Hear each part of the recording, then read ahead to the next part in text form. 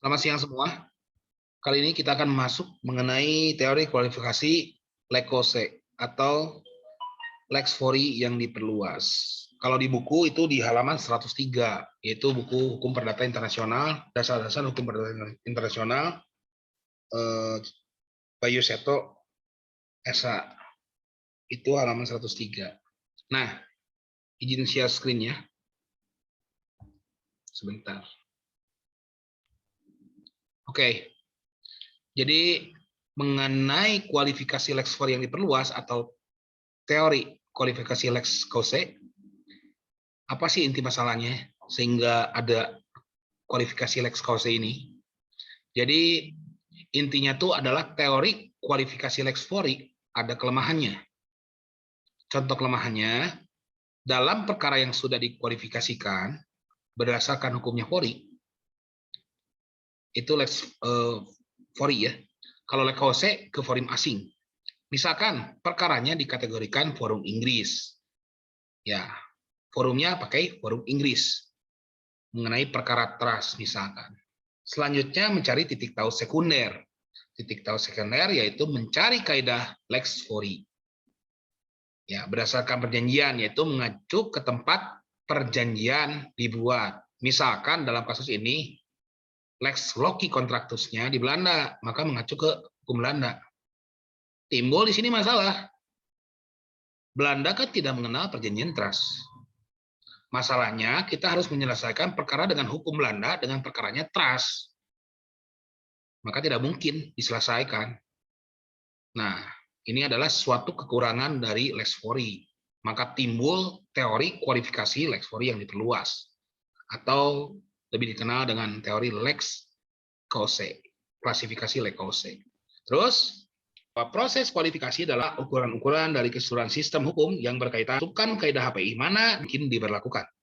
Penentuan ini dengan memperhatikan sistem hukum asing yang bersangkutan. Peristiwa hukum ditetapkan dengan cara itu, barulah Fori yang akan digunakan menuju ke arah Lex Kose-nya. Tapi Hartono, yaitu kesulitannya mungkin akan kualifikasi yang cukup lengkap, tapi dalam perkara. Contohnya yang dalam menghadapi kekosongan hukum, konstruksi hukum atau analogi, atau sejenis di dalam sistem-sistem hukum, apabila cara itu belum juga dapat membantu penyelesaian Fori. Itu menurut stepnya bagi perluas atau kualifikasi lakukan klasifikasi dengan kaidah intern Lex Fori, maka kita harusnya kan dengan kaidah intern hukum asing yang terkait mencapai upaya lebih dekat ke sistem ya Lex Kose dari titik tahu sekunder, titik tahu yang sudah ditafsir dengan hukum, maka setelah ketemu titik itu. Nah, untuk contohnya itu adalah di buku ada halaman kasus posisi di sini. Yang pertama kasus menyangkut pernikahan mereka ketika pernikahan langsung pada tahun 1855 harta perkawinan. Itu masalahnya. Meninggal dunia di Inggris dan meninggalkan testamen yang setelah menikah, Lex Loci Contractusnya mengenai testamen di Inggris. Kemudian isi testamen ternyata mengabaikan semua hak istri atas harta perkawinan. Jadi harta warisnya. Kemudian si istri mengajukan gugatan terhadap testamen dan menuntut haknya atas harta bersama. Gugatan diajukan di pengadilan Inggris, berarti forumnya forum Inggris di sini. Jadi fakta hukum, suami dan istri warga negara Perancis menikah di Perancis Lecoq Celebrationis. Dalam hukum Perancis, ketika menikah tidak membuat perjanjian apapun, ini menurut kaidah intern Perancis ya, harta perkawinan apabila tidak membuat perjanjian apapun tentang harta perkawinan, maka niatnya adalah menyentuhkan harta. Di Perancis dikenal, ada lembaganya namanya Communaute de Biens. Kemudian domisilinya pindah ke Inggris. Suami membuat testamen, Lex Loci Contractusnya di Inggris. Meninggalnya di Inggris. Isi testamen yang dibuat suami mengabaikan hak istri. Kemudian si istri menggugat di pengadilan Inggris. Timbul pertanyaan, apakah istri berhak mendapatkan bagian harta suami? Isi gugatan meminta hak harta bagian suami yang dimana dalam testamen diberikan ke pihak ketiga. Ini adalah pertanyaannya. Di sini ada dua kemungkinan. Kalau pakai hukum Inggris, sebagai pewarisan testamenter, yaitu kaidah HPI-nya. Atau bisa juga dikualifikasikan matrimonial property right, itu kaidah P Inggris. Syaratnya apabila di dalam perkawinan mereka salah satu pihak menyatakan tegas, diam-diam menyatukan harta, ini yang Perancis ya, dengan penata hukum Perancis, yaitu harta perkawinan disatukan karena pihak tidak melakukan apa-apa disamakan dengan penyentuhan harta. Itu namanya communet de biang. Gitu. Nah, jalannya proses penyelesaian perkara ini dapat dikualifikasikan sebagai perkara tentang pewarisan testamenter atau kontrak tentang harta perkawinan. Ada dua kualifikasinya. Yang satu adalah testamenter, yang dua adalah kontrak perkawinan atau matrimonial property right. Hakim Inggris kemudian mengkualifikasikan perkara ini sebagai perkara tentang pewarisan testamenter. Karena pada saat menikah, para pihak sama sekali tidak membuat kontrak mengenai harta kekayaan mereka. Kemudian berdasarkan kaidah hukum intern Inggris, status kepemilikan atas benda-benda bergerak dari sepasang suami istri harus diatur dengan sebuah kontrak. Berlaku untuk tegas atau secara diam-diam. Kaidah HPI di Inggris harus diatur berdasarkan lex loci celebrationis, hukum tempat peresmian perkawinan. Terus, karena kaidah HPI menunjukkan ke arah hukum Prancis sebagai lex loci celebrationis, yang dimana perkawinan mereka dilakukan di Prancis, maka hakim dapat melihat ke arah kode sivil Prancis yang mengatur bahwa apabila para pihak dalam suatu perkawinan tidak membuat suatu kontrak secara tegas, harta yang ada di dalam suatu perkawinan akan menjadi harta bersama. Lembaganya namanya communet de biang.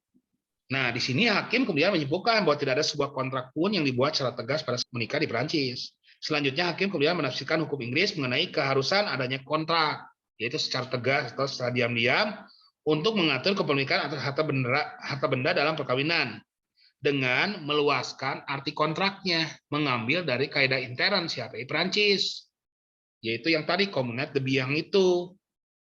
Arti kontrak diam-diam dengan memasukkan konsep harta bersama yang dikenal dalam hukum Prancis. Meskipun ini dia pakainya forum Inggris, pakai kaidah HPI Inggris, kaidah internnya Inggris, tetapi ditafsirkan dengan kaidah intern dari hukum Prancis. Tidak ada kontrak tegas untuk pisah harta dibuat berdasarkan lembaga communet de biang, dikualifikasikan oleh hakim sebagai perjanjian diam-diam bercampur harta. Jadi dalam kasus ini akibat hukumnya, karena si hakim menggunakan teori lex fori yang diperluas atau teori lex causae, yang seharusnya si istri kalau menggunakan kaidah intern Inggris, istri tidak mendapatkan apa-apa.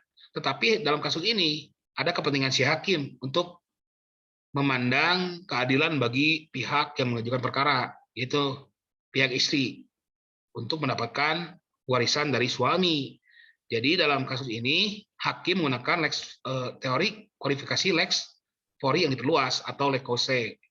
Dalam kaidah intern hukum Inggris yang dipakai, dia mengambil dari kaidah internnya si Prancis, menafsirkan dari kaidah intern Prancis dengan lembaga communet de biang. Jadi merupakan harta bersama. Akibat hukumnya adalah istri mendapatkan harta warisan dari suami. Itu contohnya kualifikasi lex fori yang diperluas. Mudah-mudahan penjelasan saya membuat mengerti mengenai lex fori yang diperluas. Sekali lagi, di buku itu dari halaman 101 sampai halaman 106. Saran saya sih harusnya membaca buku, jadi sambil membaca bukunya mudah-mudahan bisa lebih mengerti. Begitu. Terima kasih.